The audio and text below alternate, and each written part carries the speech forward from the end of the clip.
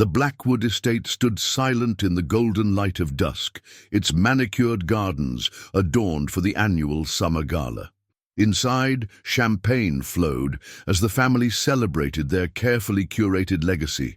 They thought they had successfully excluded her, their greatest shame, their deepest secret, by hiding the invitation that was rightfully hers. But as the string quartet began to play, the grand gates slowly opened. There she stood, resplendent in flowing white, a poetic vision of defiance and grace. Behind her, a stern-faced judge held a court order that would shatter their carefully constructed world. 25 years of lies were about to unravel in a single evening. What could drive a woman to orchestrate such an elaborate revenge against her own flesh and blood? Before we jump back in, tell us where you're tuning in from, and if this story touches you, make sure you're subscribed, because tomorrow I've saved something extra special for you. 3 days earlier, Eleanor Blackwood sat in her modest downtown apartment, methodically arranging the evidence before her. The cream-colored envelope, identical to the one she wasn't supposed to see, lay at the center of her coffee table. She'd discovered it quite by accident during a routine visit to Morrison and Associates, her family's long-standing legal firm, where she'd gone to discuss her late grandmother's personal effects. James Morrison, junior partner and son of her father's closest confidant, had left his desk momentarily to retrieve some files. There it was, sitting in his outbox. An invitation to the Blackwood Summer Gala, addressed to her brother Thomas. What caught her eye wasn't the invitation itself, it was the handwritten note attached. Original invitation for E.B. retained per client instructions. Eleanor's hands had trembled as she'd snapped a quick photo with her phone. 25 years of systematic exclusion, of polite excuses and convenient oversights, finally had tangible proof. The family's annual gala wasn't just a social event, it was where the Blackwood Trust's major decisions were traditionally announced and formalized. She'd spent the next 2 hours in her car, parked behind the law office, making calls. Each conversation revealed another piece of the puzzle she'd long suspected, but could never prove. The family accountant, now retired, spoke of separate books. Her mother's former secretary mentioned special instructions regarding Eleanor's correspondence. Even the household staff had been directed to schedule their vacations during her occasional visits home. "It's time," she whispered to herself, picking up her phone. Judge Harrison's number was already on speed dial. They'd been building this case methodically for months, but now, with the invitation scheme exposed, they finally had their smoking gun. The judge answered on the second ring. "Eleanor, what's happened?" "They did exactly what we thought they would," she replied, her voice steady despite the emotion churning inside. "The invitation was intercepted. I have proof." There was a long pause on the other end. Judge Harrison had known Eleanor's grandmother well. They'd served on several charitable boards together. She'd been watching the family's machinations with growing concern for years. "Then we move forward," the judge declared. "Are you certain you want to do it this way? We could proceed with a conventional filing." Eleanor glanced at the dress bag, hanging on her closet door. Inside was a masterpiece in white silk, chosen with exquisite care. "No, Martha. They've hidden everything in shadows for too long. This needs to happen in the light, with everyone watching. They've spent years making me invisible. Now they get to see me." "Very well." The judge's tone carried both approval and a warning. "But remember, once we walk through those gates, there's no turning back. Every family secret, every financial maneuver, everything comes out in the open." "I know." Eleanor stood, moving to the window that overlooked the city. Somewhere in the distance, beyond the urban sprawl, the Blackwood estate was being prepared for its grand celebration. "But you know what? They should have thought of that before they decided to erase me from my own family's history," she ended. The call and turned back to her evidence wall. Photos, documents, testimonies, a quarter century of systematic exclusion mapped out in meticulous detail. At the center was a picture from happier times, Eleanor at 18, standing between her parents at her college acceptance celebration.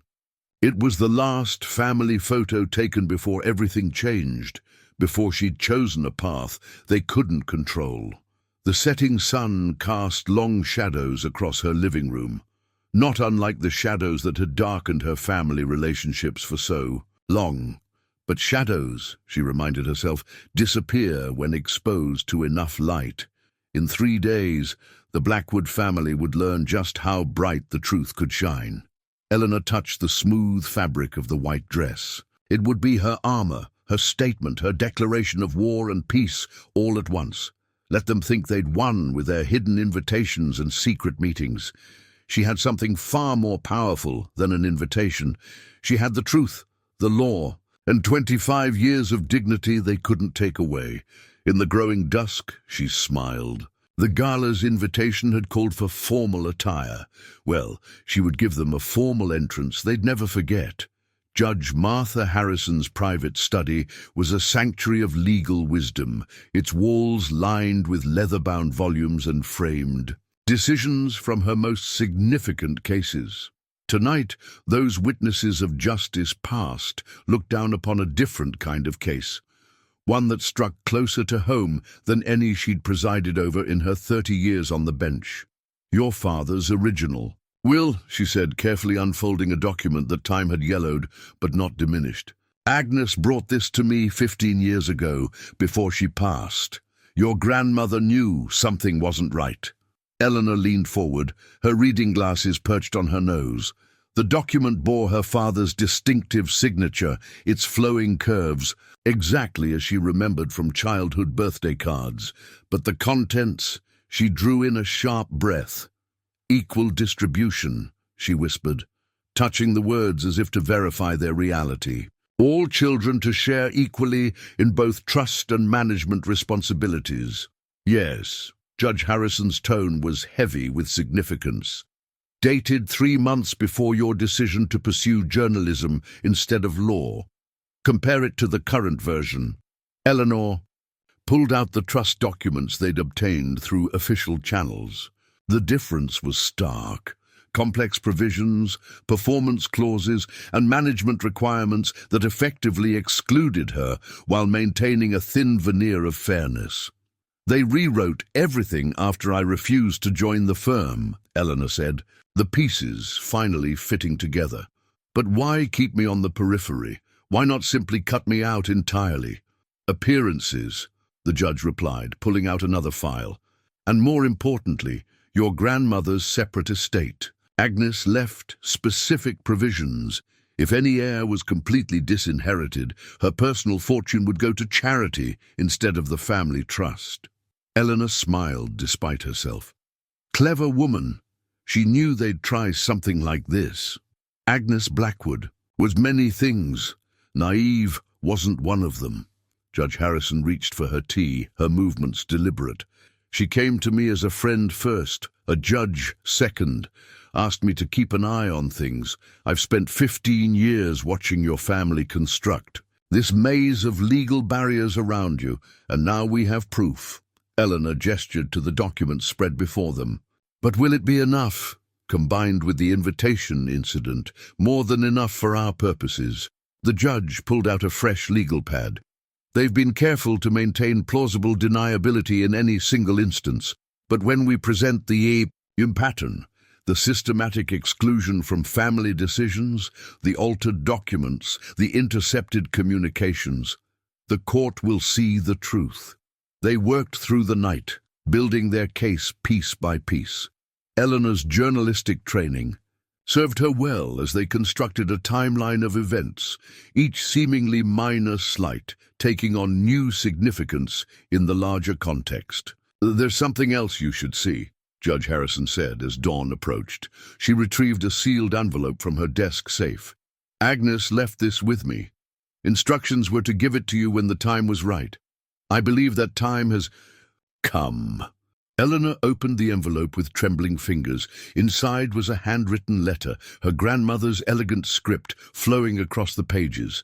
As she read, tears welled in her eyes. "My dearest Eleanor," she read aloud, her voice catching, "if you're reading this, then you've finally discovered what they've done. I wanted to tell you so many times, but I knew you needed to find your own way to this fight. Your strength comes from making your own choices, even when those choices come with a price." She paused, gathering herself before continuing. "They will try to paint you as the ungrateful daughter, the rebel who abandoned family tradition. Don't let them. You are a Blackwood in the truest sense, unwilling to bend when principle is at stake. The white roses in the conservatory will be blooming when you read this. Remember how we used to cut them together? Some blooms need thorns. To survive, your courage is your thorniest truth. Use it well." Judge Harrison waited patiently as Eleanor folded the letter, tucking it carefully into her purse. "Agnes knew this day would come," she said softly. "She prepared for it, made sure you'd have what you needed when you were ready to fight." "Yes," Eleanor replied, turning to the window where the first light of dawn was breaking over the city. "And now we honor her preparation by finishing what she started." They spent the next hour drafting the court orders, one for immediate review of the trust, another for temporary guardianship of key documents, and a third demanding full disclosure of all family business proceedings. Each order was a weapon in their arsenal, carefully crafted to cut through decades of legal maneuvering.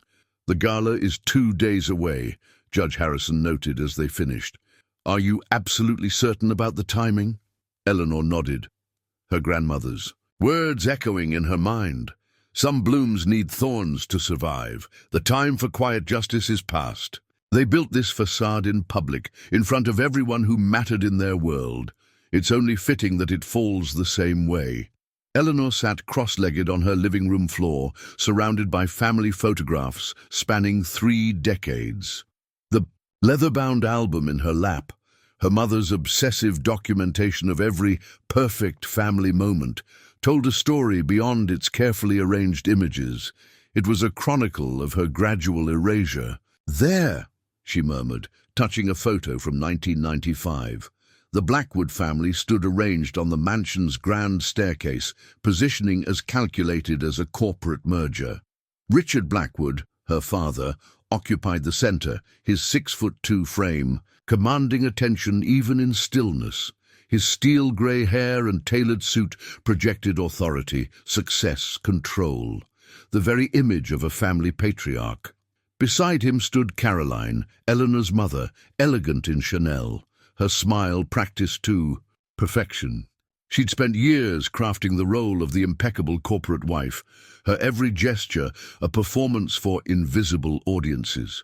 Eleanor remembered the endless etiquette lessons, the constant corrections.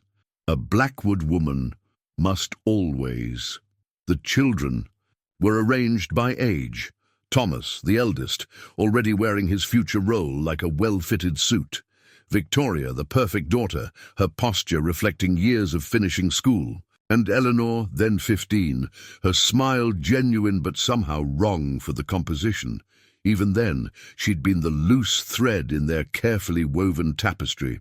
"You see it now, don't you?" Judge Harrison had said when Eleanor showed her the album. "Look at the progression." Eleanor flipped through the pages. Each year, her position in the photos shifted slightly, from the center to the edge, from the edge to the background, sometimes absent entirely with convenient excuses. Away at school, working on a story. Couldn't make it back in time.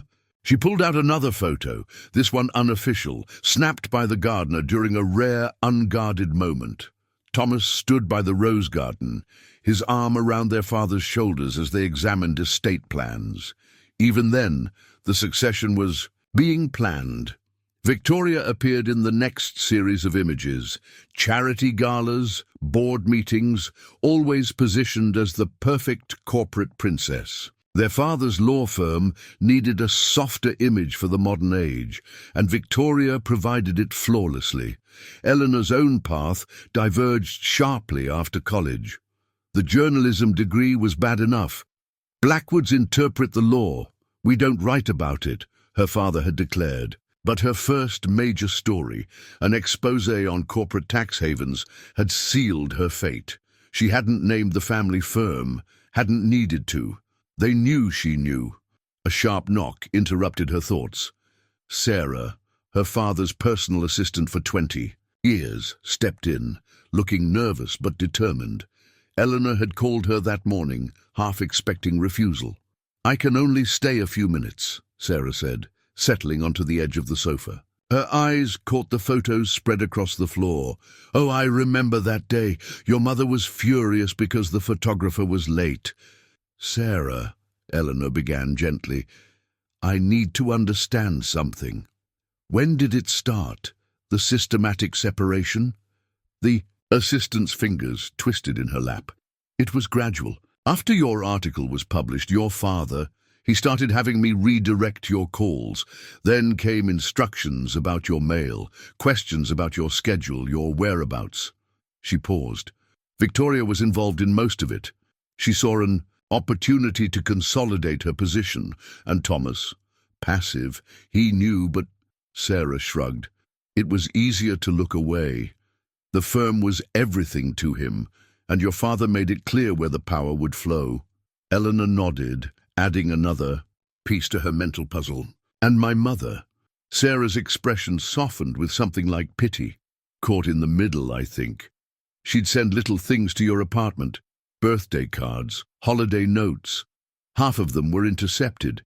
There's a file in your father's office, thick with redirected correspondence." "The perfect family image had to be maintained," Eleanor said, more to herself than Sarah. "At all costs." Sarah stood, checking her watch. "I should go, but Eleanor—" She hesitated. "That article you wrote about the tax havens. Your father wasn't angry because you knew. He was terrified because you were right. The offshore accounts, the shell companies. It goes deeper than anyone knows." After Sarah left, Eleanor returned to the photos. The story they told was clear now, not just exclusion, but excavation. They hadn't just pushed her to the margins. They'd tried to dig her out by the roots.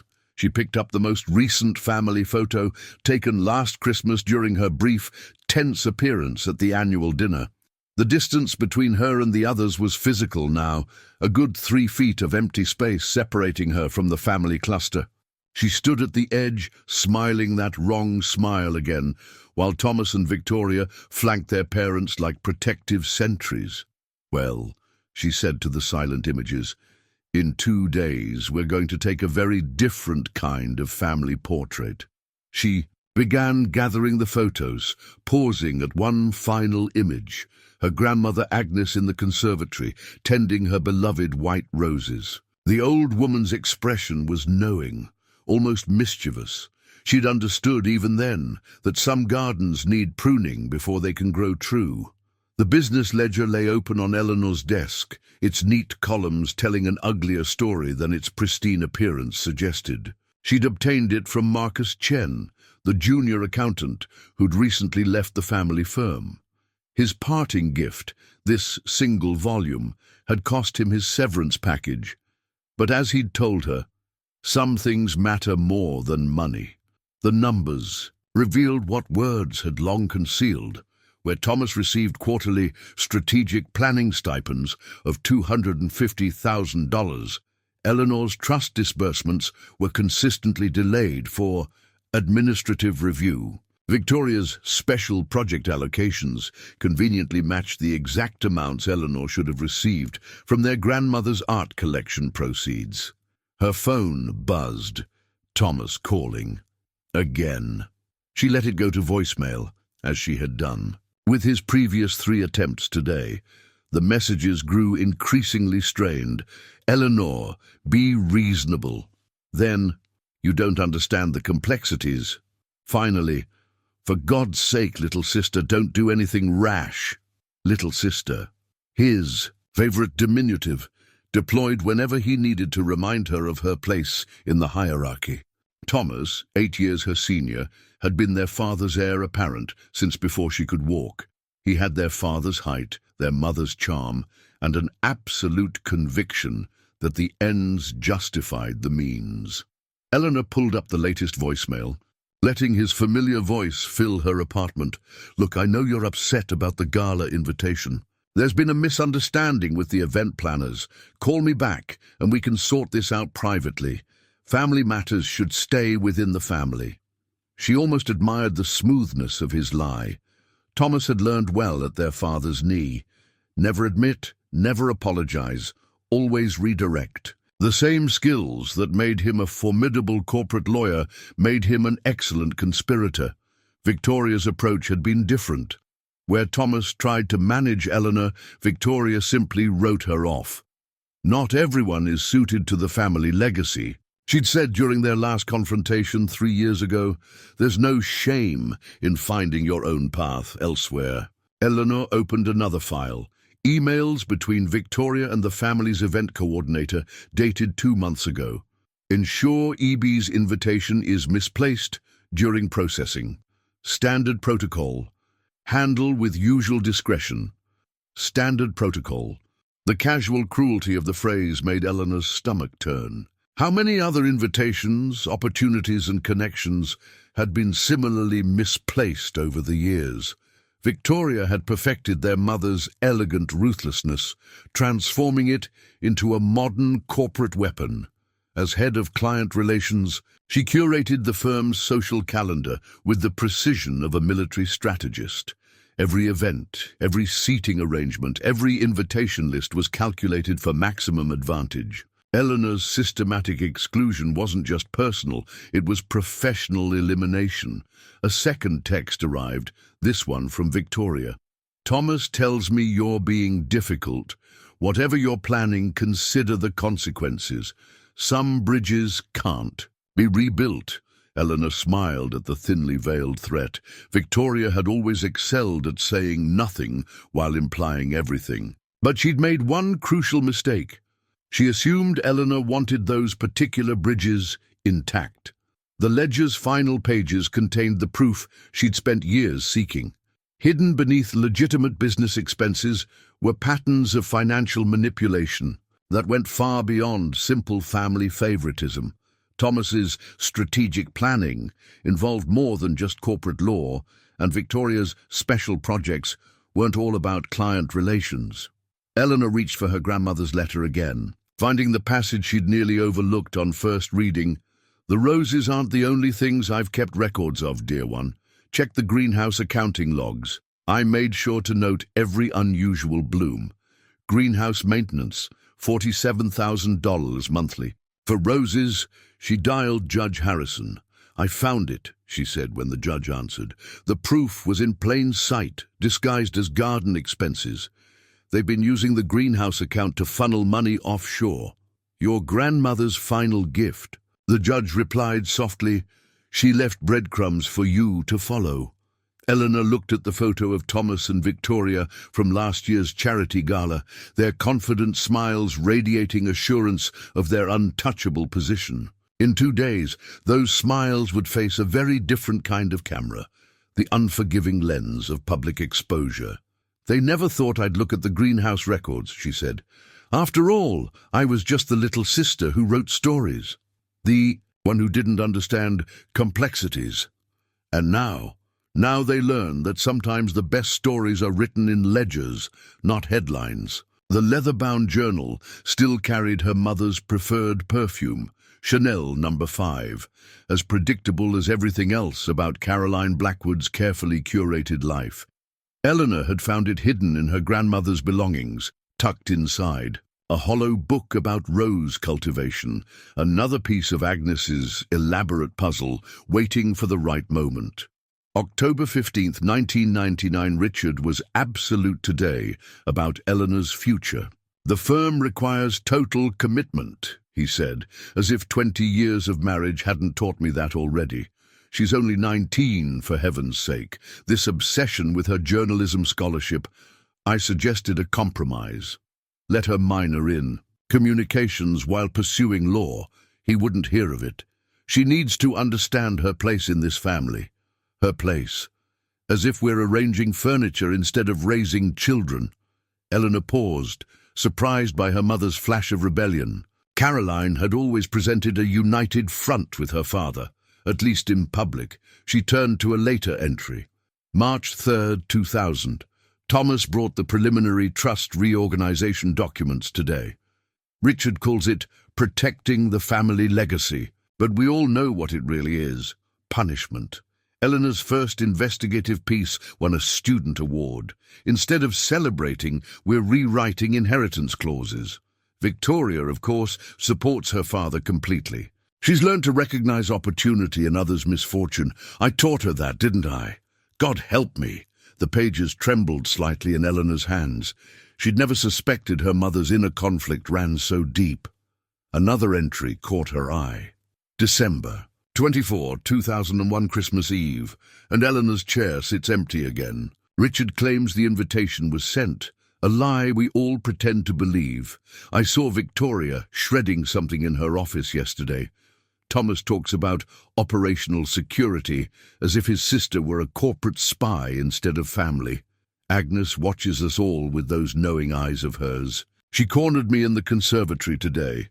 Caroline, dear, remember that roses bloom in their own time, not ours. Sometimes I think she's the only one who truly sees what we're becoming. Eleanor reached for her wineglass, needing a moment. Before continuing, the next entry was dated shortly after her first major investigation was published. July 15th, 2002. The partners' meeting was brutal. Eleanor's article on offshore accounts hit too close to home. Richard spent 3 hours in his study with Thomas and Morrison afterward. Victoria took notes. She always takes notes now. I heard raised voices, containment strategies and damage control. They speak of her as if she's a liability to be managed rather than my daughter. I tried to call her apartment tonight. The line was busy, or so they told me. Agnes smiled, that sphinx smile of hers, and suggested I try the roses again. Some varieties are more resistant to pruning than others, she said. I'm starting to understand her garden metaphors better now. The entries grew shorter but more frequent over the years, each one documenting another small act of exclusion, another careful erasure. September 30th, 2005, another invitation lost, another excuse manufactured. Victoria handles these details now. She's become so efficient at making people disappear from our lives. I saw Eleanor's byline in the Times today, found myself crying in the conservatory. Agnes brought tea and sympathy, but no answers. Some truths, she said, need time to root properly. April 12th, 2008, Morrison's son joined the firm today. Richard made some pointed comments about loyal family traditions. I caught Thomas looking uncomfortable for once. Even he must see how far we've gone with this. Victoria, though, she's taken to power like a rose to sunlight. Eleanor sent a birthday card last week. I found it in the study's wastebasket, unopened. The final entry was dated just 3 months ago. February 28th, 2025. The summer gala planning has begun. Victoria's running the committee this year, her first solo orchestration of a major family event. She came to me with the guest list today, so proud of her strategic invitations. I saw Eleanor's name in the excluded column, categorized under security concerns. My daughter is a security concern. What have we become? Agnes would have known what to do. She always said Eleanor had the strongest Blackwood blood of all, the only one brave enough to grow against the trellis, whatever that meant. I'm so tired of gardens and metaphors and pretending not to see the truth. I left Eleanor's latest article on Richard's desk. Corporate governance in the modern age. He'll recognize the cases she cites. They're all his.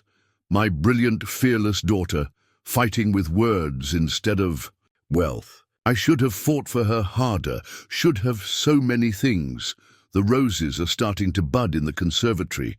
Agnes's white blooms, Eleanor's favorites. They'll be in full flower by the gala.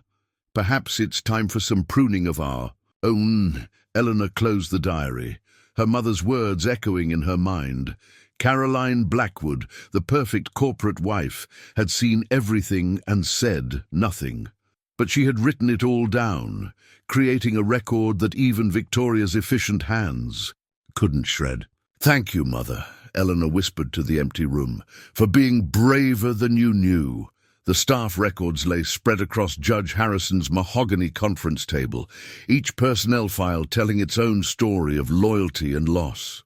Margaret Chen, head housekeeper for 30 years, retired the same week Eleanor's first corporate exposé was published. James Sullivan, groundskeeper since Eleanor was a child, mysteriously decided to pursue other opportunities after helping her investigate the greenhouse accounts. "Tea, Miss Eleanor." She looked up to find Margaret herself standing in the doorway, still carrying herself with that quiet dignity that had made her the backbone of the Blackwood household. Behind her came a steady stream of familiar faces. James Sullivan, his weathered hands now stained with paint instead of soil. Maria Vasquez, former head cook. Peter Wong, the chauffeur who taught Eleanor to drive in secret. "I always knew you had it in you," Margaret said, setting down a tray of her legendary Earl Grey. "The day you started asking questions about those late-night meetings in your father's study," I told James. "That one sees too much." James nodded, settling his lanky frame into a chair. "Remember when you found those extra ledgers in the greenhouse?" Victoria nearly had a fit trying to explain them away. "They fired him 2 days later," Margaret added. "Excessive maintenance costs," they said. "Maintaining secrets costs more than maintaining roses," James replied with a wry smile. Eleanor sipped her tea, perfectly prepared as always. "Thank you all for coming. I know the risks." "Risks," Maria interrupted, her accent thickening with emotion. "They already took our jobs, our references. What more can they do?" Peter spoke up from his corner. "Besides, your grandmother made us promise.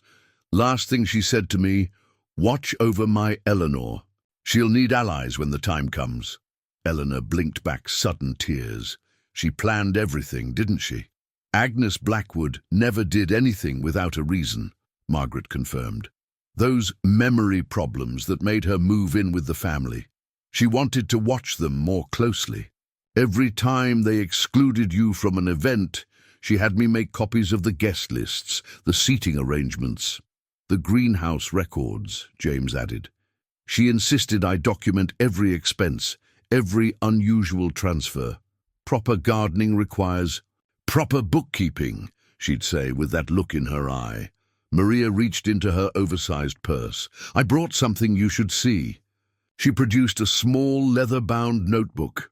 "Your grandmother's recipes," she said, "but look between the pages." Eleanor carefully opened the notebook. Between instructions for holiday dishes were detailed notes, dates, amounts, overhead conversations caught in the kitchen. "She turned you all into her personal investigators." "We were already watching," Peter said quietly. "She just gave us purpose, direction." Margaret poured more tea. "That last year she knew she was running out of time. Started giving us specific instructions. I was to track all communication about you. James monitored the financial papers. Maria kept records of every private dinner, every closed-door meeting. And I drove them everywhere," Peter added. "Amazing what people will say when they think the chauffeur can't hear English well enough to understand." Eleanor looked at the faces around her, faithful servants transformed into careful spies, each playing their part in her grandmother's long game. "Will you testify, if it comes to that?" "Already given my statement to the judge," James said. Others nodded in agreement. "Victoria's been calling," Margaret noted, "offering to reconsider our employment status if we'll sign some new confidentiality agreements. A bit late for that, I'd say." Maria's eyes flashed. 20 years I cooked for that family. Watched them use food as power, who got invited to dinner, who didn't. No more secrets in my kitchen.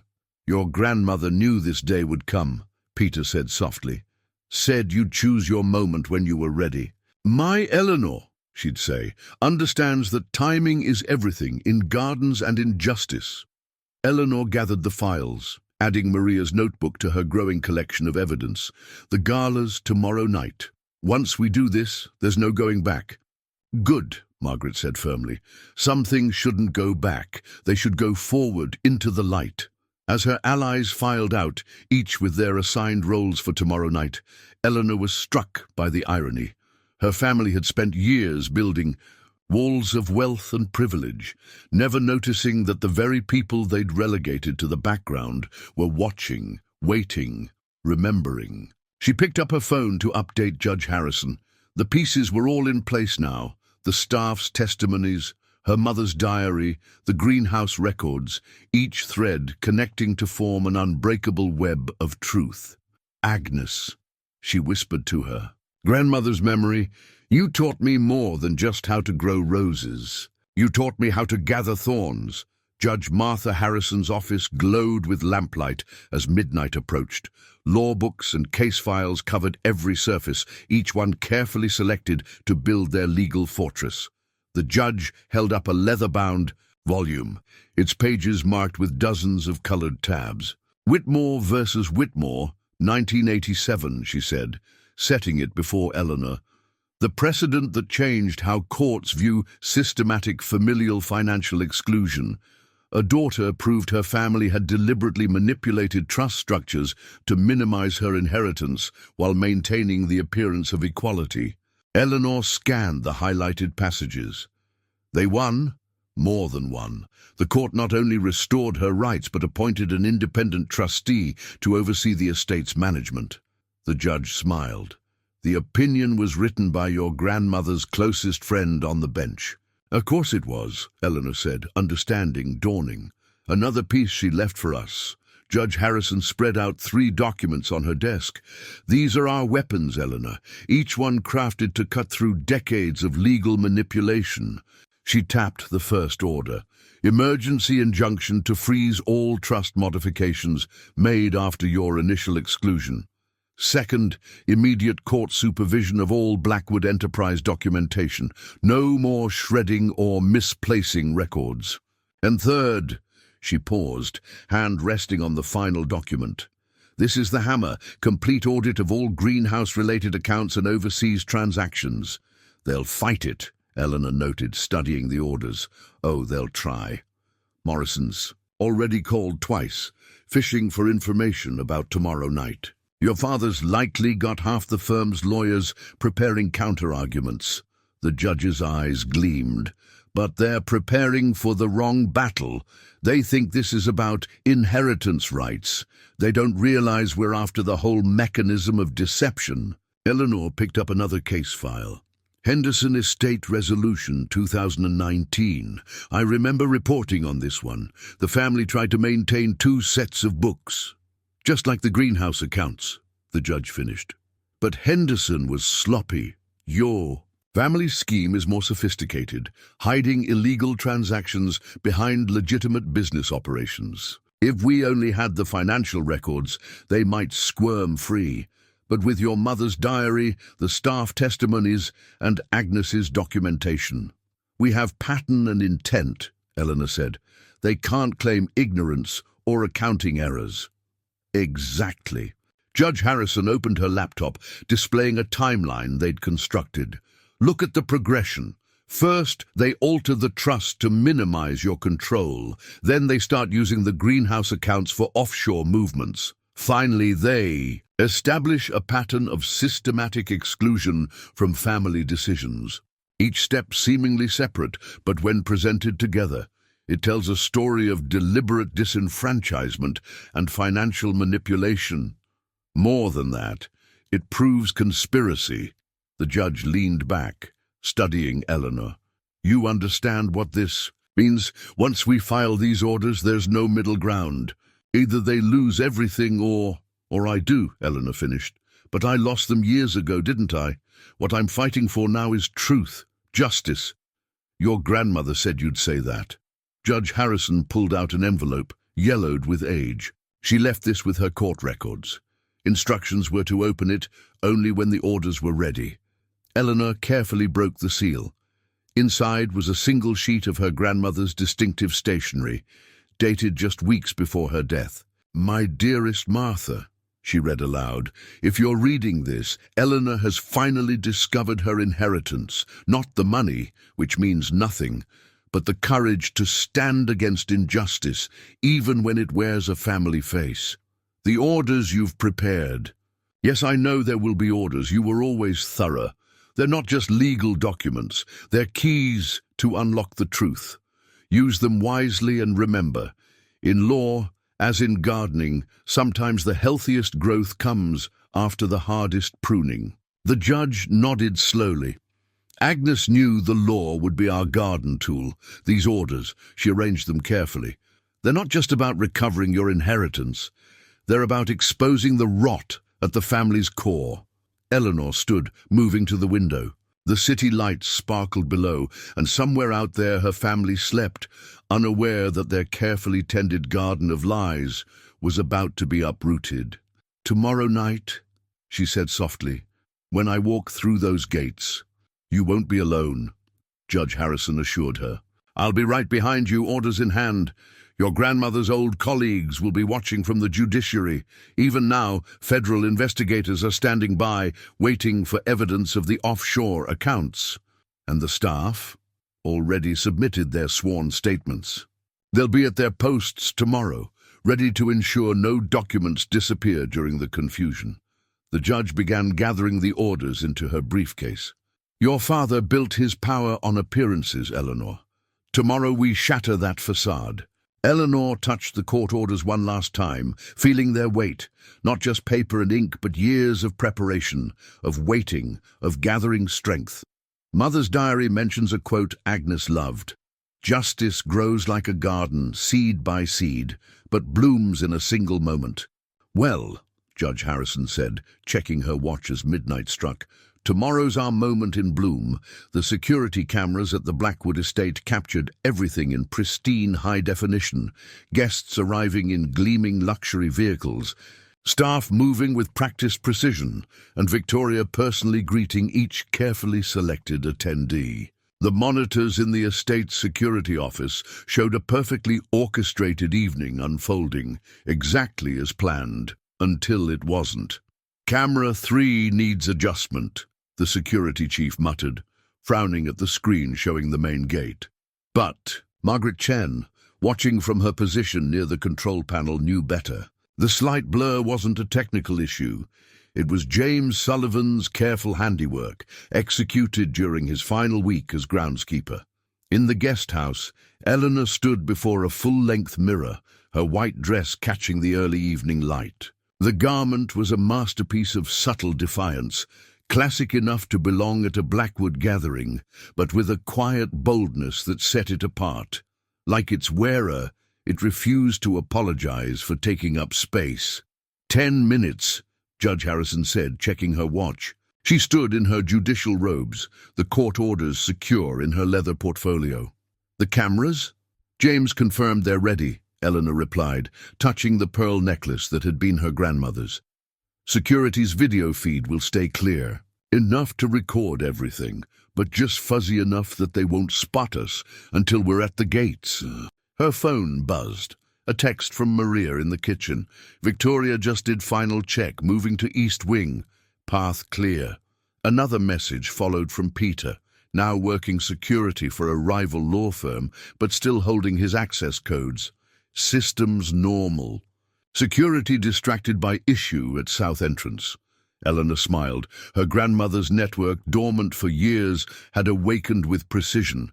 Even now, Margaret would be ensuring the security office stayed focused on a minor disturbance near the catering entrance. Nothing serious, just enough to draw attention from the main gates. The press, she asked. In position, the judge confirmed. My clerk tipped off select reporters about a significant legal action at the Blackwood estate. They're discreet, but ready.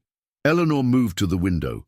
Through the manicured trees, she could see the estate glowing in the dusk, strings of elegant lights transforming the grounds into a fairy tale setting. String quartet music drifted on the evening air, her mother's favorite Bach piece. They're playing my mother's music, she said softly. Caroline chose the playlist, Margaret had texted earlier. She knows something's coming. Been in the conservatory all afternoon with the white roses. Judge Harrison stepped forward, adjusting Eleanor's grandmother's pearls with maternal care. Agnes would be proud, not just of the justice you're seeking, but how you're seeking it, with dignity, with purpose. A final text lit up Eleanor's phone, from James. Garden paths lit, cameras set, Godspeed, little Rose. It's time, the judge said. They moved through the shadowed gardens, following paths Eleanor had known since childhood. Each step brought fresh memories, hide-and-seek games among the hedges, secret reading spots, quiet conversations with Agnes about courage and conviction. The string quartet's music grew clearer as they approached. Through the ornate gates, Eleanor could see guests mingling on the terrace. Victoria's voice carried across the lawn, her practiced laugh punctuating some corporate anecdote. Thomas stood with their father near the fountain, both men radiating easy authority. Eleanor touched the gates, cold iron under warm fingers. "They look so confident," she murmured, "so certain of their world." "Certainty," Judge Harrison replied, "is often the last defense of the unjust." The security camera above them made its programmed sweep, its slight blur masking their presence for these final seconds. Eleanor squared her shoulders, feeling the weight of years of preparation, of quiet resistance, of careful documentation, all converging into this moment. "Ready?" the judge asked. Eleanor nodded, thinking of her grandmother's words. Some blooms need thorns to survive. She was done surviving in the shadows. It was time to flourish in the light. They stepped forward. Together, Eleanor's white dress catching the golden evening light. The gates opened silently, James's final gift to the household. As they passed through, Eleanor glimpsed their reflection in the polished metal, a vision in white and judicial black, justice and resilience personified. The first gasps of recognition rippled through the crowd. Victoria's laugh cut off mid-syllable. Thomas's drink froze halfway to his lips. And there, by the conservatory doors, Caroline Blackwood stood absolutely still, white roses in her hands, watching her daughter's return. Eleanor moved forward with measured grace, Judge Harrison at her shoulder, court orders at the ready. The string quartet, sensing the shift in atmosphere, faltered briefly before recovering their professional poise. Time to shatter some illusions, Eleanor thought, and took her first step onto the terrace where, 25 years ago, her family had begun the long process of trying to erase her.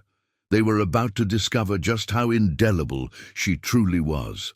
A small recording device, concealed within Eleanor's grandmother's pearl necklace, captured every word of what followed. Later, when the transcripts became part of the court record, those present would marvel at how clearly it documented the unraveling of the Blackwood facade. Richard Blackwood recovered first, his corporate mask sliding into place as he moved to intercept his daughter. "Eleanor," he said, pitching his voice for the watching crowd, "what an unexpected pleasure. There seems to have been some confusion with the invitations." "No confusion, Father," Eleanor replied, her voice carrying across the suddenly silent terrace. The invitation was quite deliberately hidden, just like the trust amendments, the offshore accounts, the greenhouse records. Victoria stepped forward, social damage control radiating from every perfectly coordinated inch of her outfit. "Eleanor, darling, you're causing a scene. Perhaps we could discuss any concerns privately." "Privacy," Judge Harrison spoke for the first time, "is no longer an option." She opened her portfolio, the court orders gleaming white in the evening light. The time for private discussions ended with the systematic fraud documented in these papers. Thomas moved to their father's side, lawyer's instincts engaging. "Whatever you think you've discovered—" "Oh, I've discovered quite a lot, brother dear." Eleanor's smile was razor-sharp. "Would you like to discuss the strategic planning stipends that somehow match my missing trust disbursements? Or shall we talk about Victoria's special project allocations that coincide with grandmother's art collection proceeds?" The string quartet had stopped playing entirely now. Guests stood frozen, glasses halfway to lips, watching the drama unfold with the avid attention of sharks scenting blood in familiar waters. "Richard," Morrison called from the crowd, already moving toward them, "don't engage, as your counsel—" "My counsel?" Eleanor's laugh held no humor. "Interesting choice of words. Tell me, Mr. Morrison, does attorney-client privilege cover conspiracy?" "To defraud, because I have copies of every document you've helped misplace over the years." Caroline Blackwood still hadn't moved from her position by the conservatory doors, white roses trembling slightly in her hands. Eleanor met her mother's gaze across the terrace. "The roses are beautiful tonight, Mother. Grandmother would be proud." "She always said some truths need time to root properly, Eleanor." Her father's voice had dropped to its dangerous register, the tone that had cowed boardrooms and courtrooms for decades. "You're overwrought. Whatever grievances you think you have—" "This isn't about grievances," Judge Harrison interrupted. "This is about criminal conspiracy, systematic fraud, and violation of fiduciary duty." She held up the first court order. "By authority of the Circuit Court, all trust modifications made since 1999 are hereby frozen pending investigation." Victoria's perfect composure cracked. "You can't—" "Second order." The judge's voice cut through Victoria's protest. "Immediate court supervision of all Blackwood Enterprise documentation. And before anyone considers doing any late-night shredding, be aware that federal investigators are currently taking custody of records at both the firm and the family offices." Thomas went pale. "The greenhouse accounts are the subject of—" "Our third order," Eleanor finished, "a complete audit of all offshore transactions disguised as maintenance expenses. Did you really think Grandmother was spending $50,000 a month on roses?" Richard Blackwood's mask slipped entirely. "You have no idea what you're doing. The implications—" "I know exactly what I'm doing, Father. I'm a journalist, remember? The profession you considered beneath the family dignity turns out investigative. Skills are quite useful when documenting decades of financial fraud." Morrison was on his phone now, presumably trying to mobilize the firm's legal army. But Eleanor saw the moment he realized it was too late, the moment he understood that Agnes Blackwood's quiet granddaughter had outmaneuvered them all. "The staff," Victoria said suddenly, looking around with new awareness. "They helped you. Margaret? Maria? Loyalty," Eleanor replied softly. "Works both ways. Something this family seems to have forgotten." Caroline finally moved, crossing the terrace with careful steps. She stopped before her daughter, still holding the white roses. "I kept them blooming," she said, her voice barely a whisper. "Every year, even after, I kept them blooming." "I know, Mother." Eleanor's tone gentled. "I read your diary." The roses fell from Caroline's hands, scattering across the terrace like dropped stars. Behind them, Thomas was arguing frantically. With Morrison, Victoria was typing rapidly on her phone, and Richard Blackwood stood absolutely still, watching his carefully constructed world crack along fault lines he'd created himself. "Ladies and gentlemen," Judge Harrison addressed the watching crowd, "I suggest you document your presence here tonight. You're witnessing more than a family dispute. You're seeing the end of one of the most sophisticated financial fraud schemes this circuit has encountered." Eleanor surveyed the scene, the scattered roses, the stunned guests, her family's crumbling composure. 25 years, she said, letting each word land like a stone in still water. 25 years of lies, manipulation, and theft. That ends tonight. The recording device captured one final exchange, Caroline Blackwood, barely audible. "The roses were always meant for you." And Eleanor's reply, clear and firm, "I know, Mother, but sometimes roses need thorns to tell their truth." Old business contracts, their pages yellow with age, lay scattered across the terrace table like fallen leaves. Eleanor had instructed Margaret to place them there before the gala, a carefully curated trail of evidence impossible to ignore. As the guests whispered and photographed with poorly concealed fascination, Richard Blackwood's face grew increasingly ashen. Subsidiary holdings in the Cayman Islands, Eleanor said, her voice carrying in the tense silence. Shell companies in Luxembourg, all flowing through the greenhouse accounts. She lifted a particular document. This one's interesting, Father. A trust amendment dated exactly 1 day after my first corporate corruption story was published. Quite a coincidence? Thomas stepped forward, desperation edging his professional calm. These are complex business matters. Without proper context. Context! Eleanor raised an eyebrow. Like the context of these transfer orders, $10 million moved through agricultural supply companies that don't exist? She turned to Victoria. Your signature's on half of them, sister dear. Did you think nobody would notice? Victoria's perfect composure cracked further. You have no idea what it takes to maintain this family's position. The obligations, the expectations. Oh, spare me the burden of privilege. Eleanor's voice hardened. I found grandfather's original business ledgers. Before all this, she gestured at the manufactured grandeur around them. The Blackwoods were respected for their integrity, their legal innovations. When did that stop being enough? Richard finally spoke, his voice low and dangerous. You self-righteous little... He caught himself aware of the watching crowd. Everything I've done was to protect this family's legacy. Legacy. Judge Harrison's judicial tone cut through his protest. Is that what you call systematic fraud? Because these documents tell a different story. They show a pattern of criminal financial manipulation spanning decades. Caroline drifted closer to the table, her fingers brushing the scattered papers. The Rotterdam contract, she murmured. I remember when you signed this, Richard. You said it was just creative accounting. It was necessary, Richard snapped. After the market crash in '08, everyone was looking for safe harbors. I found them, built them, protected us all. Protected us? Eleanor picked up another document. Like you protected grandmother's art collection.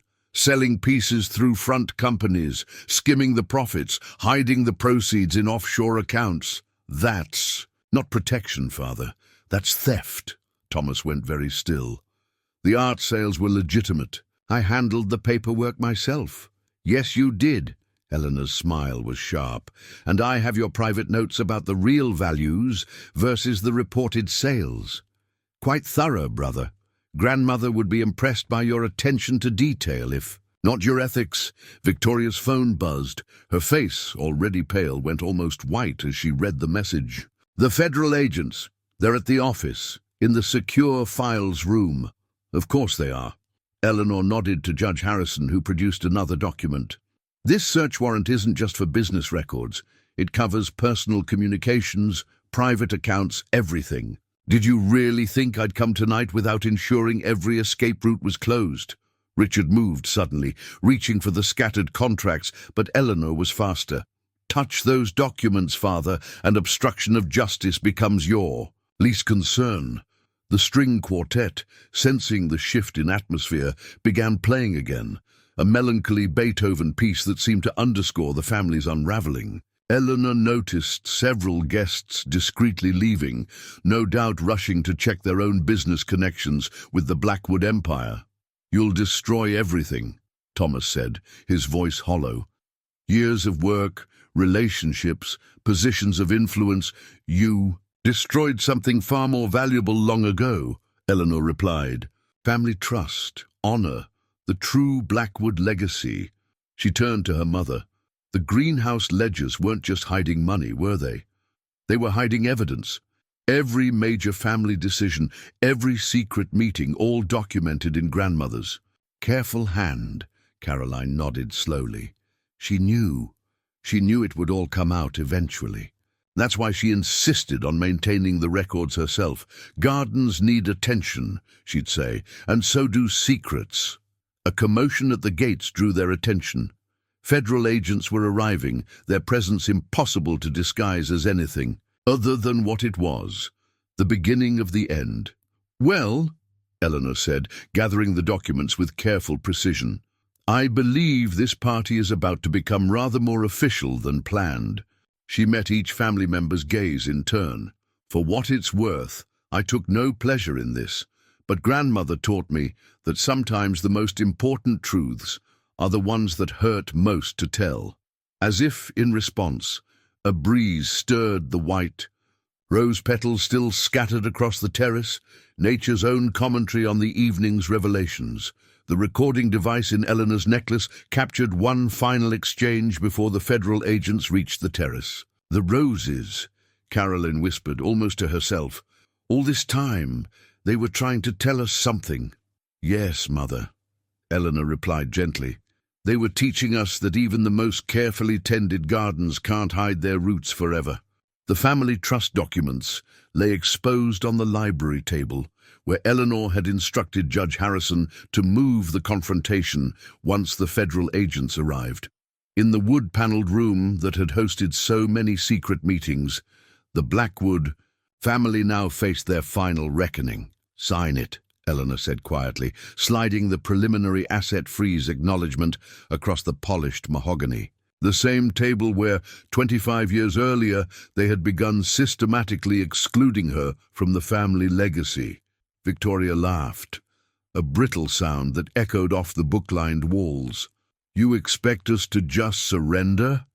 Everything we've built, everything. You've stolen," Judge Harrison corrected, her judicial authority filling the room.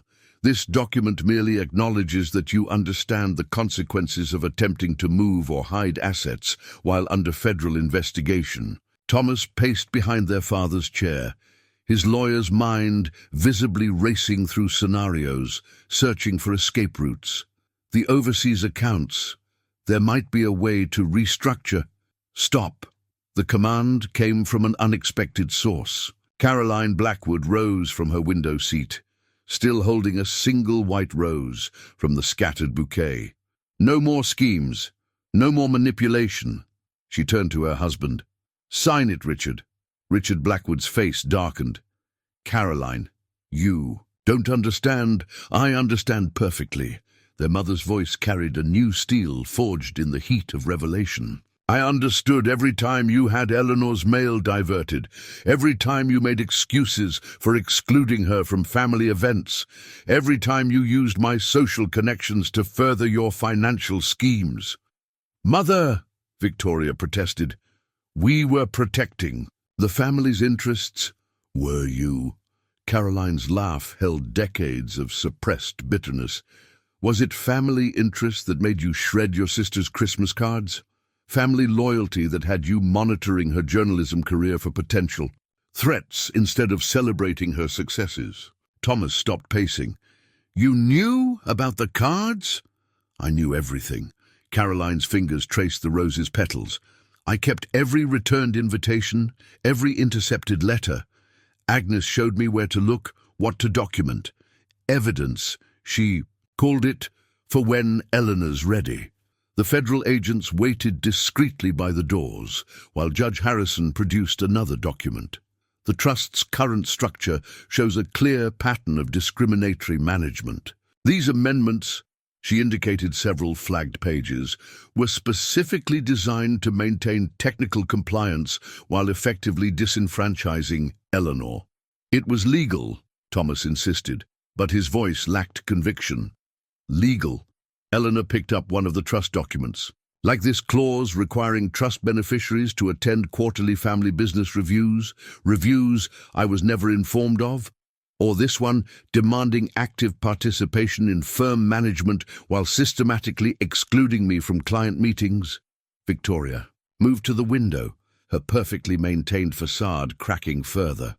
"You were a liability, your investigations, your exposés. You couldn't be trusted with sensitive information because I might expose more than corporate tax havens." Eleanor's voice was quiet but carried devastating weight. "Like the real purpose of the greenhouse accounts, the art collection sales, grandmother's careful documentation of every suspicious transaction." Richard suddenly slammed his hand on the table, making Caroline flinch. "Your grandmother was a sentimental fool who never understood what it takes to maintain position in this world. Status requires flexibility." "Flexibility?" Judge Harrison's tone could have frozen flame. "Is that what you call systematic fraud?" A knock at the library door interrupted the tension. Margaret entered, her dignity unmarred by the federal agent's presence. "Mr. Morrison is here with his partners. They're requesting to speak with Mr. Blackwood and Thomas immediately." Eleanor saw the shift in the room, the moment when reality finally penetrated her family's armor of entitlement. Morrison would be carrying news of the preliminary audit findings, of accounts frozen and questions being asked in boardrooms across the city. "It's over, Father," she said softly. "The only question now is how much more damage you want to cause." Before accepting it, Richard reached for the asset freeze acknowledgement with trembling fingers. As he signed, his hand steadier than his expression, Eleanor noticed Victoria typing rapidly on her phone. "I wouldn't," she said to her sister. "Federal agents are at your apartment too. The overseas transfer codes won't work." Victoria's phone clattered to the table. "You think of everything, don't you, little sister? I learned from the best." Eleanor met her sister's gaze. "You taught me how to plan, Victoria. Every social slight, every professional exclusion. You showed me the importance of attention to detail." Thomas sank into a chair, his legal training finally forcing him to recognize the inevitable. "The firm will distance itself. Morrison's here to begin damage control." "Yes," Eleanor agreed. "By morning, the Blackwood name will be toxic in legal circles. Unless..." "Unless," Richard's head snapped up. "Unless you cooperate fully. Help the investigators unravel every scheme, every hidden account. It won't save you from consequences, but it might preserve something of grandmother's true legacy." Caroline moved to stand beside her daughter, still holding the white rose. "Agnes always said the strongest roots survive the hardest storms." She placed the flower on top of the signed documents. "You see, perhaps it's time we remembered what the Blackwood name meant before it became a synonym for deception." The federal agent stepped forward, ready to escort Richard and Thomas to their meeting with Morrison. Victoria remained by the window, her reflection fractured in the darkened glass, and Eleanor stood at the head of the family table, finally occupying the space that had been rightfully hers all along. In the conservatory, among Agnes's beloved white roses, Caroline Blackwood unfolded her recent letters. Correspondence with Eleanor she'd never sent, each one documenting her. Growing awareness of her own complicity, mother and daughter sat among the blooms as federal agents continued their work in the main house. "I started writing them 3 years ago," Caroline said, her fingers trembling slightly as she sorted through the pages. "After I found your first major exposé in your father's study.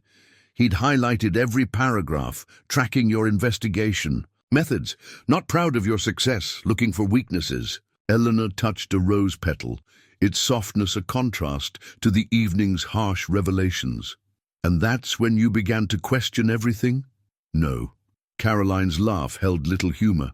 "That's when I finally admitted I'd been questioning it all along." She selected one letter, dated 6 months ago. "Listen, my dearest Eleanor, today Victoria orchestrated another careful exclusion. Your name smoothly removed from the hospital board's charity gala. She's become so elegant in her cruelty, and I've become so practiced at pretending not to notice. Your grandmother would be ashamed of me." "Mother, let me finish, please." Caroline's voice strengthened. "I wrote this the night Thomas presented. The latest trust amendments. I sat in your father's study today, watching my children divide your inheritance like Romans casting lots. Victoria catalogued your potential weaknesses while Thomas drafted legal barriers, and I thought of you at 7 years old, standing in this very conservatory, asking Agnes why some roses need thorns. She told you then, protection isn't about hurting others, it's about standing firm in your truth." Moonlight filtered through the conservatory glass, casting elaborate shadows among the roses. In the main house they could hear the methodical sounds of federal agents cataloguing evidence. I kept every card you sent, Caroline continued. The ones Victoria thought she'd destroyed, I retrieved them from her shredder. Every Christmas, every birthday. I have them all in a box behind the gardening supplies. She never thought to look there. Too dirty for her manicured hands. Eleanor absorbed this revelation of quiet rebellion. And father? Oh, Richard knew I was keeping things from him. He just never realized what. Caroline touched one of the roses. Agnes taught me more than just gardening, you know. She showed me how to hide things in plain sight. The best secrets, she'd say, bloom right under their noses. She pulled out another letter, this one worn from frequent handling. I wrote this the day I discovered the true extent of the greenhouse accounts. My darling girl, today I finally understood why Agnes insisted on maintaining the ledgers herself. Every fraudulent transaction, every hidden transfer. She documented it all under the guise of garden expenses. Your father saw an old woman's obsession with roses. She was really cultivating evidence. When did you realize she was preparing? For this, for me. Gradually. Agnes was clever. She never told me outright, just little comments, gentle suggestions. Watch Eleanor's career, she'd say. She's learning tools we never thought to give her. When you published your first investigation into corporate fraud, Agnes smiled for days. Our girl's growing thorns, she told me. Caroline stood, moving among the roses with practiced grace. I've maintained this conservatory exactly as she left it. Every rose in its place, every variety she chose. White roses for truth, she always said. They show every mark, every blemish. Nothing can hide in their purity. She turned to face her daughter. I failed you, Eleanor, not just in the big moments of staying silent while they excluded you, but in the small daily cowardices of choosing. Peace over justice. Mother, no, let me finish, because tonight, watching you stand in that white dress, facing down decades of wrongdoing with such quiet strength, I finally saw what Agnes always saw in you. The true Blackwood inheritance isn't about money or position. It's about the courage to stand for what's right, even when it costs you everything. Eleanor rose, moving to stand beside her mother among the roses. It hasn't cost me everything. I'm standing here with you, aren't I? Caroline's eyes filled with tears. Agnes's last words to me. I never told anyone this. She said, Caroline, when the time comes, remember, roses bloom best in clear light. I didn't understand then. But watching you tonight, seeing the truth finally exposed, she touched a perfect white bloom. Some things need light to grow strong. And some things, Eleanor said softly, need darkness to find their way to the light. Mother and daughter stood together in the moonlit conservatory, surrounded by the flowers that had witnessed so much. Outside, the sound of federal agents continued, dismantling the careful facade of the Blackwood legacy. But here, among Agnes's roses, a different legacy was taking root, one built on truth, forgiveness, and the quiet strength of women who finally chose to bloom in their own way. The estate division plans spread across the grand dining room table told the story of an empire's dissolution. Morrison had insisted on this final family meeting, though insisted felt too gentle a word for the desperate urgency in his voice. Eleanor sat at one end of the table, Judge Harrison beside her, while the rest of the family occupied their usual positions that now felt as hollow as their claims of innocence. Complete forfeiture of offshore assets, Morrison read, his professional demeanor cracking under the strain. Mandatory independent oversight of all remaining business interests. Personal liability for...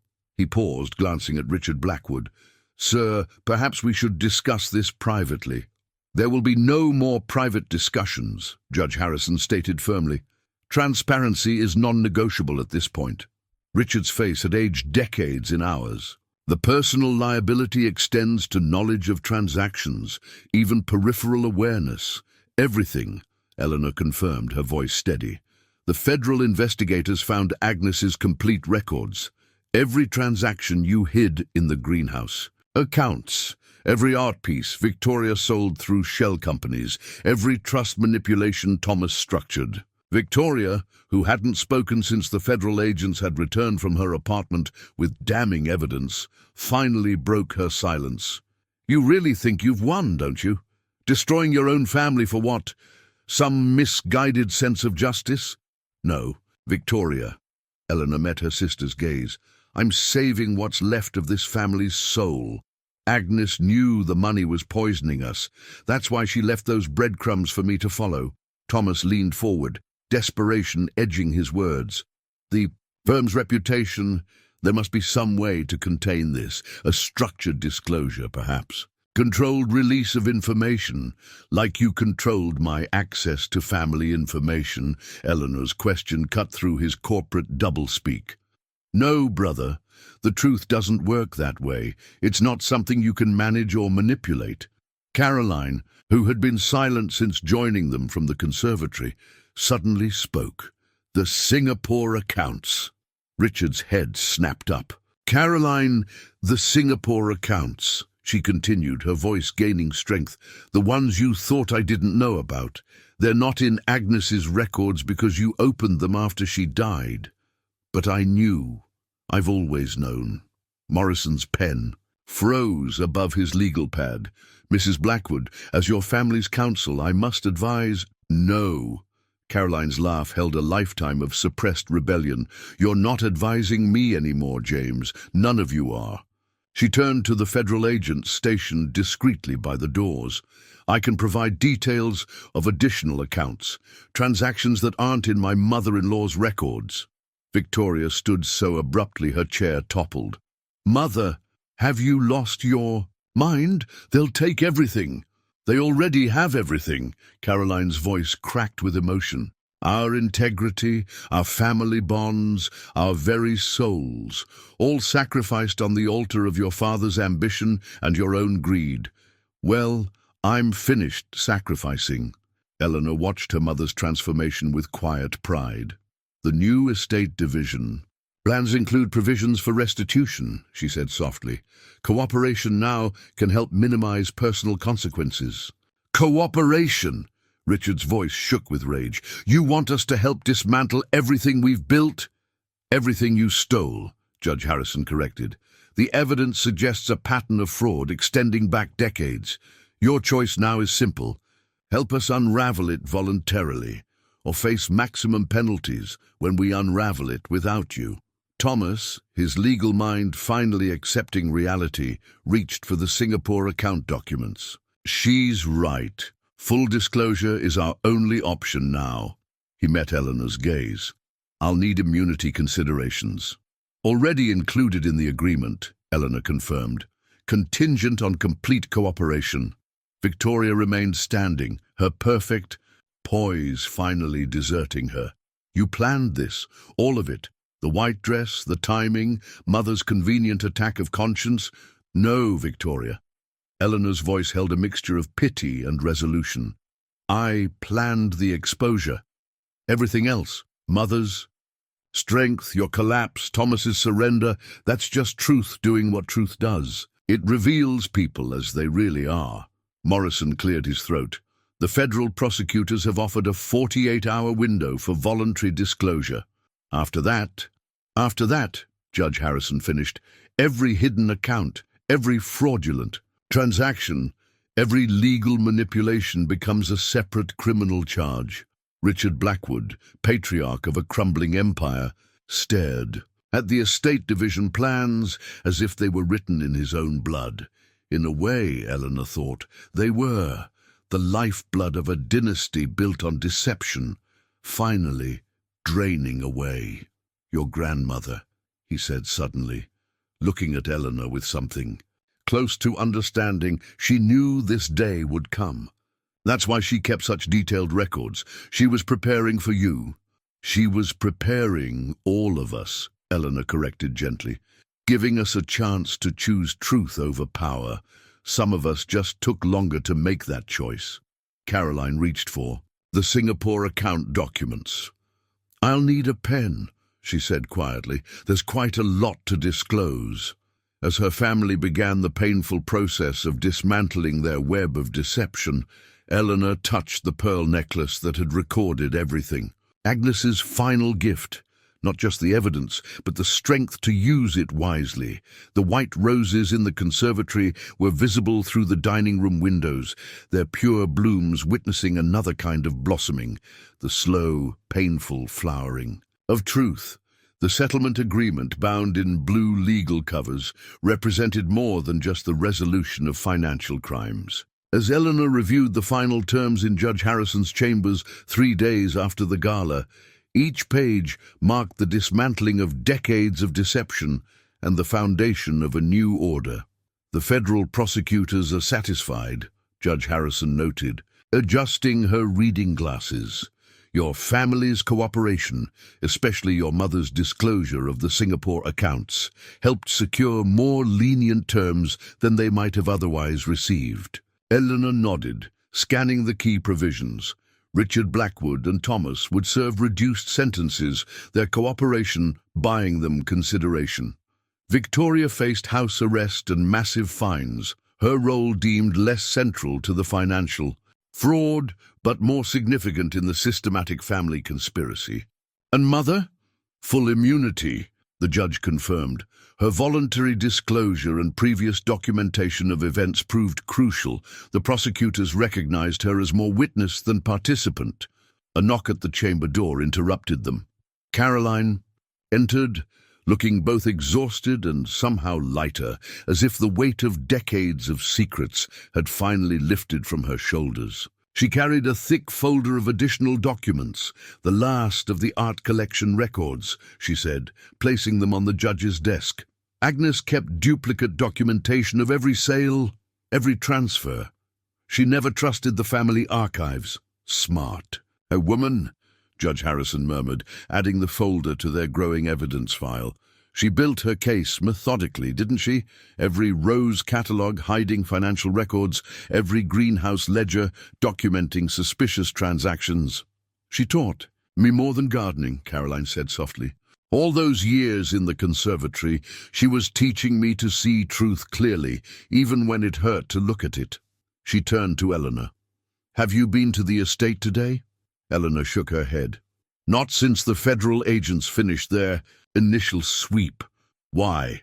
"The roses are blooming more brilliantly than I've ever seen them, as if they know their job as camouflage is finally done." A gentle smile crossed Judge Harrison's face. Agnes would appreciate that symbolism. Another knock heralded the arrival of Morrison, looking grayer and more subdued than Eleanor had ever seen him. He carried the final version of the settlement agreement, fresh from the federal prosecutor's office. "It's done," he said simply, placing the document before them. "Richard and Thomas have signed their plea agreements. Victoria," he hesitated. "She's agreed to the terms, though she wanted it noted for the record that she signs under protest." "Of course she does," Eleanor said, unsurprised. Admission of wrongdoing was never Victoria's strong suit. "The firm's partners have also reached their decision," Morrison continued. "The name will change. Blackwood, Morrison and Associates will cease to exist by the end of the month." Caroline's hand found Eleanor's shoulder. "Your father took that harder than the criminal charges, I think. The firm was his father's legacy." "No," Eleanor corrected, gently. "The firm was just a vehicle. Grandfather's true legacy was integrity in the law. Father forgot that somewhere along the way." Judge Harrison pulled out one final document, a new trust structure that would govern what remained of the family's legitimate assets. "This is perhaps the most important part," she said. "A complete reorganization of family governance, transparent, accountable, with built-in protections against future manipulation." Eleanor studied the document, noting how it incorporated Agnes's original principles of fairness and equality. "She would approve of this, I think. Equal voices, equal responsibilities. Equal consequences for misconduct," Morrison added, a trace of his old professional crispness returning. "The Federal Oversight Committee will monitor all transactions for the next decade." Caroline touched the trust document lightly. "When I Think of all the years spent hiding things. The energy we poured into deception. We could have built something truly meaningful instead. We still can, Eleanor said. Not an empire built on fraud, but perhaps something more valuable, a family founded on truth. Morrison gathered his papers, pausing before he left. Richard asked me to tell you, he understands now, what Agnes was trying to prevent. What you were trying to expose. He cleared his throat. He said you're more like her than any of them ever realized. After he left, Judge Harrison began organizing the final documentation. The formal announcements will go out tomorrow. The business press is already circling. They smell blood in the water. Let them, Caroline said, with newfound steel in her voice. Better harsh truth than elegant lies. Eleanor stood, moving to the window. The late afternoon sun caught the federal building's windows across the square, making them gleam like justice itself. What happens now? She asked softly. To all of us? We rebuild, her mother answered. Not the facade, but the foundation. Agnes left us the blueprints, in her records, in her roses, in her quiet wisdom, that truth, like certain flowers, blooms, best in full light. Judge Harrison added her signature to the final page of the settlement agreement, the scratch of her pen marking the end of one era and the beginning of another. You know, she said, looking up at mother and daughter, Agnes once told me that the strongest gardens grow in soil that's been thoroughly turned. Sometimes, she said, you have to disturb the earth to plant something new. Eleanor thought of the white roses blooming at the estate, no longer hiding ledgers of fraud, but simply being what they were meant to be, beautiful, true, and free in the light. Well then, she said, reaching for the trust document, let's plant something worthy of her memory. The new family charter seemed almost stark in its simplicity, especially compared to the labyrinthine documents it replaced. Eleanor sat in her grandmother's old study at the estate, reviewing the final draft with an attention to detail Agnes would have appreciated. The morning sun streamed through recently cleaned windows, the first of many changes Caroline had implemented since taking charge of the estate's management. Transparency in all financial dealings, Eleanor read aloud. Regular audits by independent firms, equal participation rights for all family members. She looked up as her mother entered, carrying 2 cups of tea. It's almost radical in its honesty. Radical honesty, Caroline mused, setting down the cups. Agnes would like that phrase. She settled into the leather chair opposite Eleanor's desk, her own mother's chair, where so many quiet conspiracies of truth had been planted. Thomas called this morning. Eleanor's hand stilled on the document, and he's adapting. The Federal Detention Center allows him to consult on the unwinding of the offshore accounts. He says it gives him purpose, trying to right some of what he helped wrong. Caroline sipped her tea. He asked about you.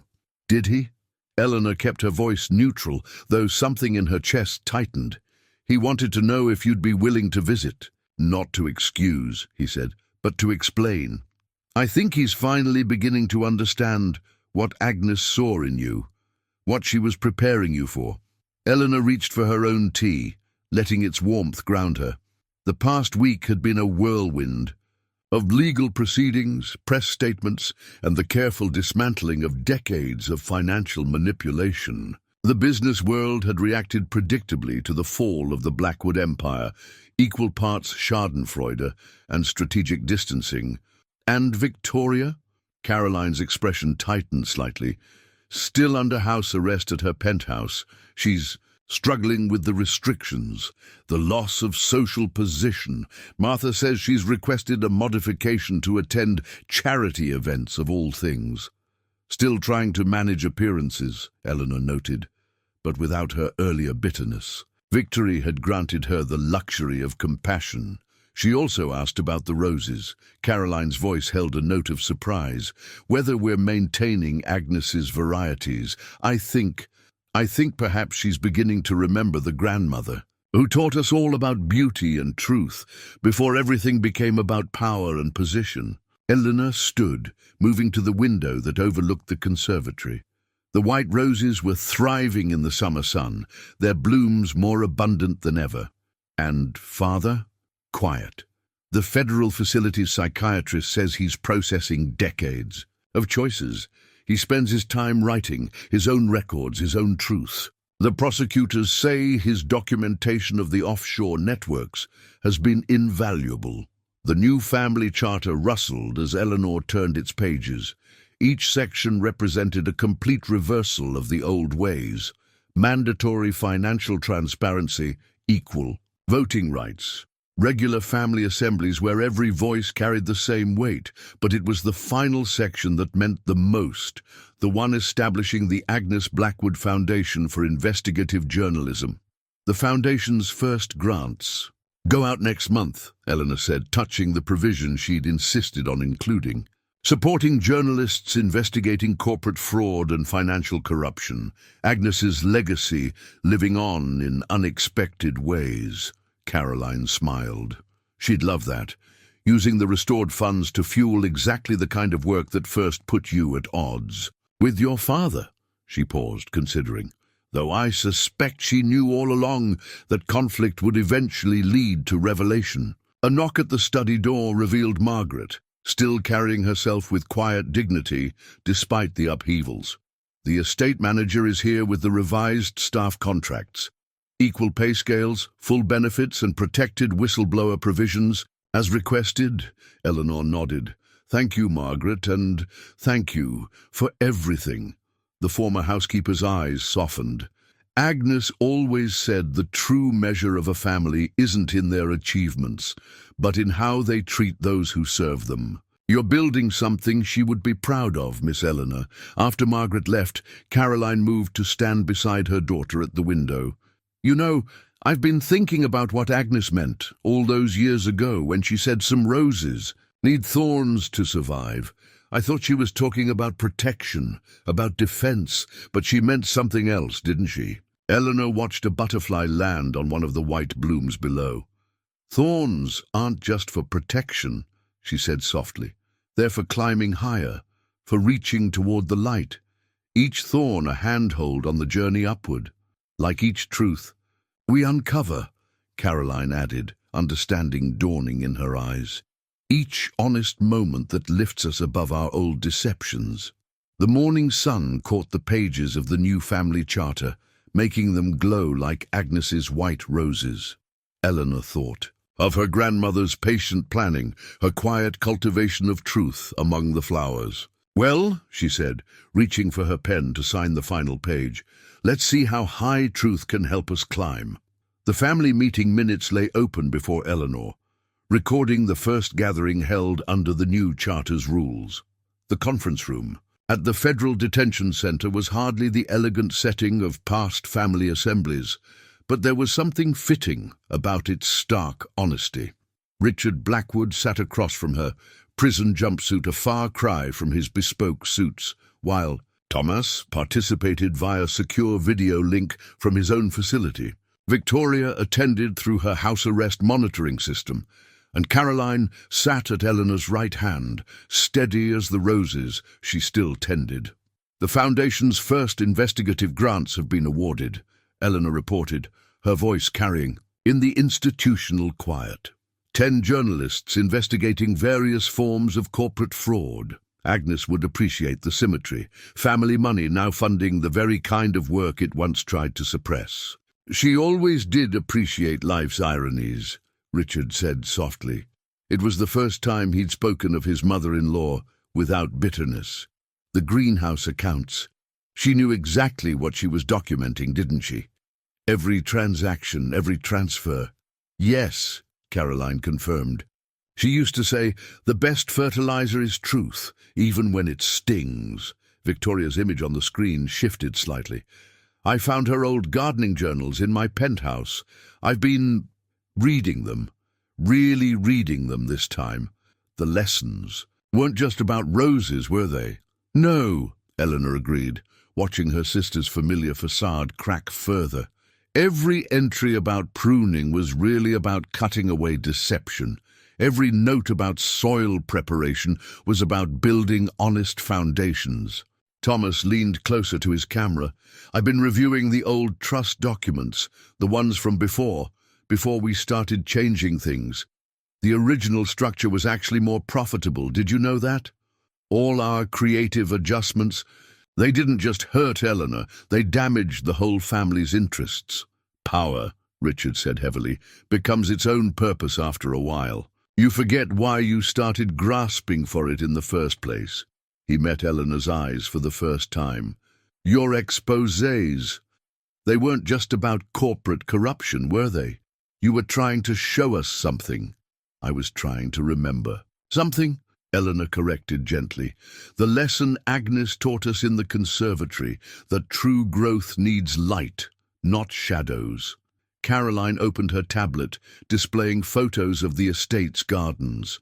"The roses are different now, stronger somehow. As if they know they don't have to hide ledges anymore. They can just be beautiful." "Like us?" Victoria's question held a vulnerability none of them had heard before. Is it possible to just be family now, without all the schemes and positions and power plays?" Eleanor consulted the meeting minutes, where the family's new transparency requirements were carefully recorded. "That's what this is about. Not just legal compliance, but learning to trust each other again, to be honest, even when, especially when, it's difficult." "I've been writing," Thomas offered unexpectedly, "about everything. The choices we made, the justifications we used, trying to understand how we went so far off course." "We all need to understand that," Richard said. "The prosecutors, they keep asking about specific transactions, offshore accounts. But the real crime was what we did to our family. To you, Eleanor, to what the Blackwood name was supposed to mean." Victoria's image blurred slightly as she moved.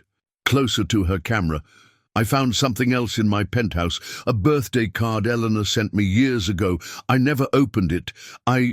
Her voice caught. "I'd like to open it now, if that's all right, if it's not too late." Eleanor felt tears prick at her own eyes. "It's not too late, Victoria. That's what Agnes was trying to tell us all along. Growth is always possible, as long as we're willing to face the light." Caroline reached for her daughter's hand under the table. "Martha, Judge Harrison, she told me something interesting yesterday. She said Agnes used to talk about family, legacy in gardening terms. Some inheritances are like annual flowers, she'd say, showy but short-lived. The true legacy is in the perennials, the values that come back stronger each season if you tend them properly." Richard's shoulders straightened slightly. "The new charter, it's about building that kind of legacy, isn't it? Not empire or influence, but something more fundamental." "Yes," Eleanor confirmed. "Honesty, accountability, equal voice and equal responsibility. The things the Blackwood name used to stand for before we lost our way." Thomas tapped his desk thoughtfully. "The foundation grants, they're part of that too, aren't they? Using what we have to encourage truth rather than hide it. Agnes's final lesson," Caroline said softly. "She showed us that truth, like her white roses, will always find its way to the light. Our job now is to help it grow." The meeting minutes recorded each moment of vulnerability, each small step toward reconciliation. Eleanor noted them all, understanding that this too was part of Agnes's legacy, the careful documentation, not just of facts, but of healing. "Shall we continue?" she asked, looking at each family member in turn. "There's more to discuss, but perhaps we've covered enough for one day." "No," Victoria said suddenly. "Let's keep going. I'm tired of hiding, even from myself." And so they continued, there in that unlikely space, beginning the slow, careful work of rebuilding what deception had destroyed. Like Agnes's roses, they were learning to grow true, thorns, beauty, and all. The updated family portrait hung in the conservatory, a deliberate departure from its traditional place above the library fireplace. Eleanor studied it as morning light filtered through. The glass ceiling, casting gentle shadows among Agnes's white roses. The photograph captured something raw and real. No staged positions or careful arrangements, just the family as they now were. Richard and Thomas appeared via tablets held by Caroline and Eleanor, their prison locations preventing physical presence, but not participation. Victoria stood slightly apart, her house arrest monitor visible but not hidden. Caroline had positioned herself among her beloved roses, and Eleanor stood at the center, not by design, but by natural gravity, the new charter's leather. Folder in her hands. "It's not what anyone would expect from a Blackwood family portrait," Caroline said, joining her daughter among the blooms. "But then, we're not what anyone expected us to become, are we?" "No," Eleanor agreed, touching one perfect white rose. "We're something better, something truer." The conservatory had become their meeting place, its transparent walls a reminder of their commitment to clarity. The morning's agenda lay open on the wrought iron table: final approval of the Agnes Blackwood Foundation's first year of grants, review of the Federal Oversight Committee's reports, and discussion of Richard's upcoming parole hearing. "Victoria called earlier," Caroline said, adjusting a bloom with practiced care. "The monitoring board is considering reducing her restrictions based on her compliance and her contributions to the Foundation's educational programs." Eleanor smiled, remembering her sister's surprising passion for teaching corporate ethics to law students. Who would have thought Victoria's expertise in manipulation would make her so effective at helping others avoid the same traps? "People can surprise you," Caroline mused. "Thomas's prison consulting work has already helped 3 other families avoid what we went through. And your father?" She paused, emotional. "His letters to the business schools, explaining how power corrupts incrementally. They're being incorporated into ethics curricula." The morning sun strengthened, making the roses glow like captured light. Eleanor moved to the table where the Foundation's latest reports waited. Each grant had produced results: exposed corruption, prevented fraud, protected whistleblowers. Agnes's legacy flowering in unexpected ways. "The new grant proposals came in yesterday," Eleanor said, opening her laptop, "including one that would have made Agnes smile. A study of how corporate fraud often hides behind charitable foundations and family trusts. The researcher wants to use us as a case study." "Complete access?" Caroline asked, though she already knew the answer. "Complete. No shadows, no spin, just truth. Including the rehabilitation work we're doing now." They both looked up at a subtle movement near the door. Margaret stood there, as dignified as ever, but now wearing the badge that identified her as the estate's chief of staff, a position created under the new charter to ensure staff voices were heard in family decisions. "Judge Harrison has arrived," she announced, "and the video links are ready for Mr. Richard and Mr. Thomas." The screens came to life, showing father and son in their respective facilities. Both men looked different, humbled but also somehow more authentic than they'd ever been in their expensive suits and corner offices. "The roses look strong this morning," Richard observed, his voice carrying clearly through the speakers. He'd developed a keen interest in Agnes's garden metaphors during his imprisonment, finding wisdom he'd previously dismissed as sentiment. "They're thriving," Caroline confirmed, "like truth in sunlight." Victoria's face appeared on a third screen, her house arrest monitoring office visible behind her. "I've been reading more of Agnes's journals," she said without preamble.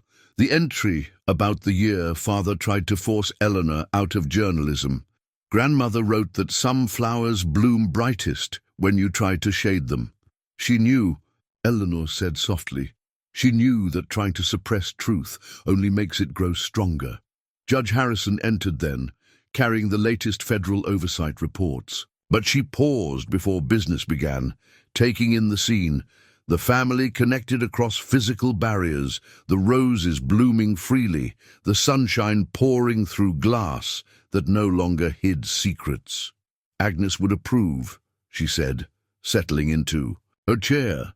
Not just of the changes, but of how you've made them, with honesty, with purpose, with growth. Eleanor opened the new agenda, its transparency requirements a sharp contrast to the family's former secretive dealings. Each item would be discussed openly, recorded faithfully, shared completely. No more shadows, no more deception, no more careful manipulations of truth. "Shall we begin?" she asked, looking at each family member in turn. "We have work to do." "We do," Richard agreed from his screen. "But different work now, better work." Caroline touched a white rose, its petals perfect, in the morning light. Agnes used to say that every garden needs three things: strong roots, clear light, and careful tending. She wasn't just talking about roses, was she? "No," Eleanor smiled, thinking of how far they'd come, how far they still had to go. "She was teaching us about legacy, about family, about truth." The roses bloomed around them, no longer hiding ledgers or secrets, just offering their simple, profound beauty to anyone willing to see it. And in their pure white petals, in their honest thorns, in their reaching toward the light, they taught the final lesson Agnes had left them: that true growth, like true justice, comes not from power or position, but from the courage to stand. In full sunlight, real and vulnerable and free, Eleanor opened the first grant proposal, ready to continue the work of nurturing truth in all its forms. Around her, the family leaned in, different now, changed, but finally growing together toward the light.